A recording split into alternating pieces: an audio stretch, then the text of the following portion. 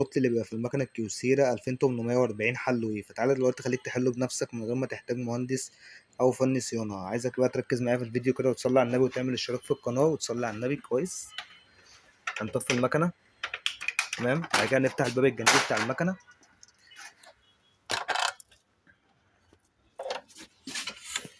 تلاقي هنا كابل الحصيرة ده تحت السخانة على طول. كابل الحصيرة هتفك كابل الحصيرة ده تمام، وهتنضفه كويس بأكاي أو تينر، وهترجع تركبه كويس. وأهم حاجة تتأكد إنه راكب كويس جدا.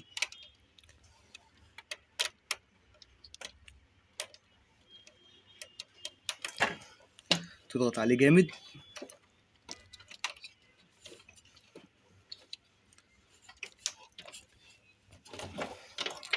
نرجع نشغل المكنة بتاعتنا.